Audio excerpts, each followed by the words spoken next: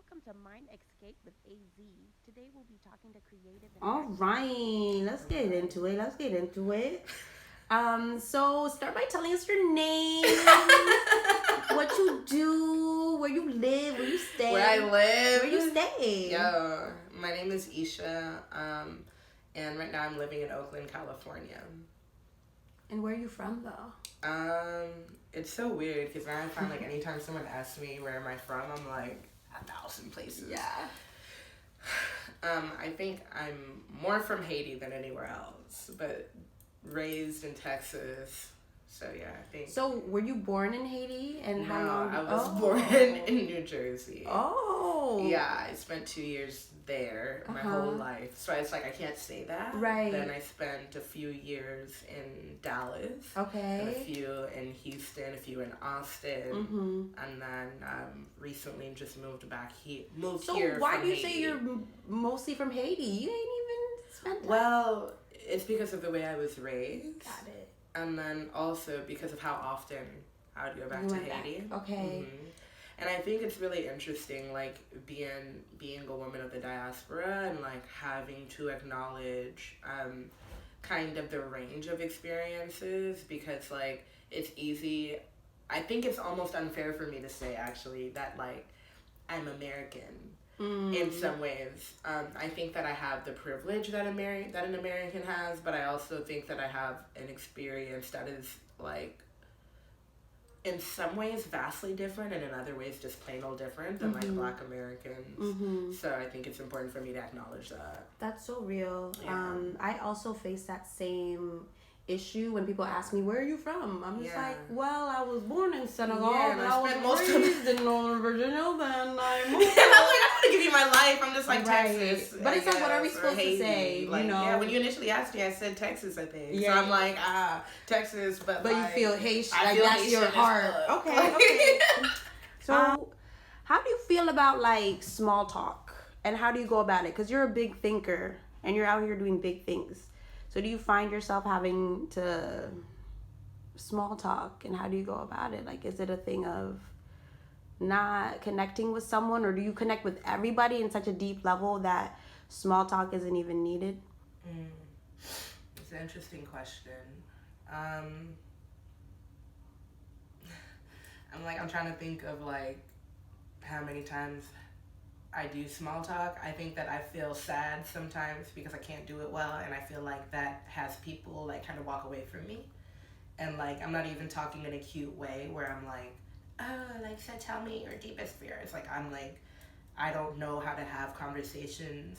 I mean, I can, but usually if I'm having a conversation that's really light touch, it's indicative of how much I like you and how much I connect with you and how deep my desire is to know you more. I think like the main purpose of communication for me is like connecting deeper and to like gain an understanding of someone. So I rarely do small talk, but I've learned how to do it in scenarios when I need to. Like whenever I go into business settings to where it might not be safe for me to express like all of my deepest and darkest or brightest aspects of myself. And I think that that's interesting because I feel like it could be argued that like in the political context, like you shouldn't be that can play into respectability politics. But I also think that it's just me understanding like the deepest and brightest parts of me are not for everybody. Yes. And like sometimes I just gotta come in and be like, hey, how you doing? I like your shoes. Cool. Like, hey, have you heard about this thing? How can I get involved? Okay, I'll talk to you next time. So it just kind of So depends. having boundaries. I think so. Because I like people, I like to talk, but it depends when you meet me, when you see me too. I feel like I'm either like really expressive and super funny, or I'm like really quiet. And, right. Like, intense. And both are valid. Yeah. Both are you. Exactly. Okay. What do you think is the difference between mental illness and mental health? I wonder. I think whenever you... Or I'm sorry. And is there? Do you think you have mental illness? No. Okay. And why is that? I think that illness kind of makes it seem like there's something wrong or that there's something that has to be medicated. But then, and I want to go back to what you asked, which is like, what is the difference between mental health and mental illness? I wonder if health is the pursuit of addressing the illness. And if That's the illness is like there's something that needs to be addressed. And it's not being addressed. Or maybe there's ways that we can address it that might make you feel like you're living a whole life. I don't know because I haven't. I know that for me,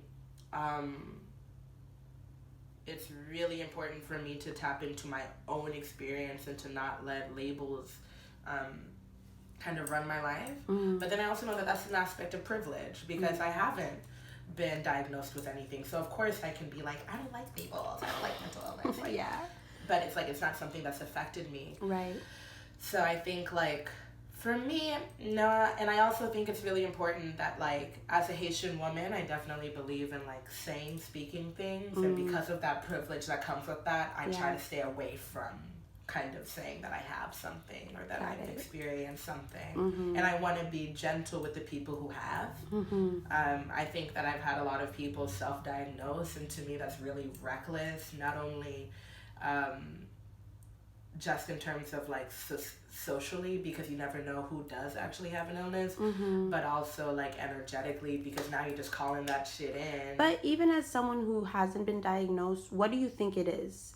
Because even with my own experience with it, I go back from the Western perspective, which is like medicinal, and then I go to my African father telling me it's a spirit I live with. So what do you think those who find themselves in hospitals and are seeing things or hearing things and feeling things that we're calling false, or the doctors are saying is not really there, or whatever, like what do you think that illness is, and where does it come from, and how come only some suffer from it and not all? I think that that's a really big question. It is. And also like with the placement, I'm a writer, so of course I'm like always looking at words, but saying like and who suffers from it, I think that there's something to explore there, because even then it's like that is to like imply that it is a disease, or that it's automatically unfortunate, and I don't know if that's everyone's experience.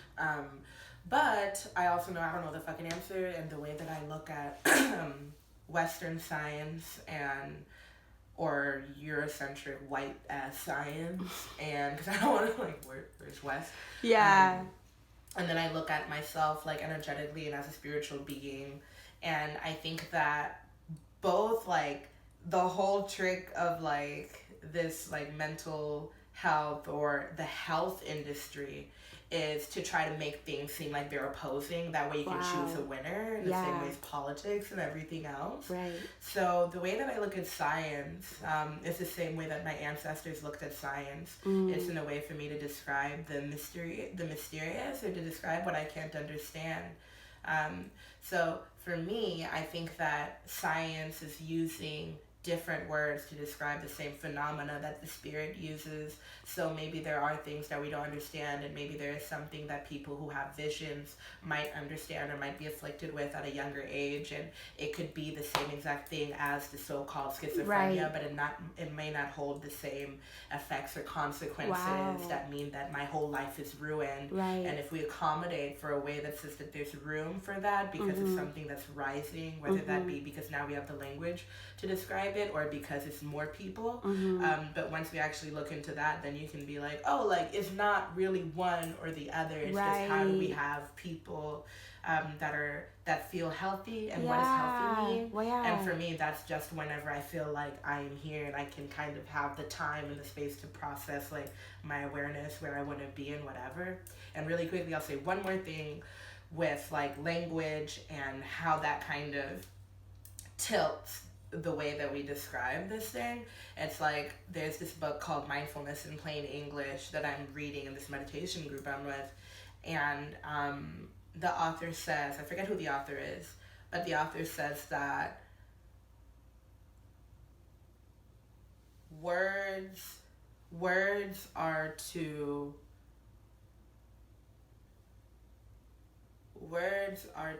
the description of the thing as fingers pointing to the moon. So, like, considering that, like, maybe the language that we're using is just an indicator of something, but not necessarily that very thing. And it's Right. just a way to describe something bigger Right, than we right. have the ability to. So, Describe. I don't really know. Hey, I think that's a great answer. Yeah. And I just have one more question for you. What are you committed to? What are you committed to? Yeah. I'm committed to Black women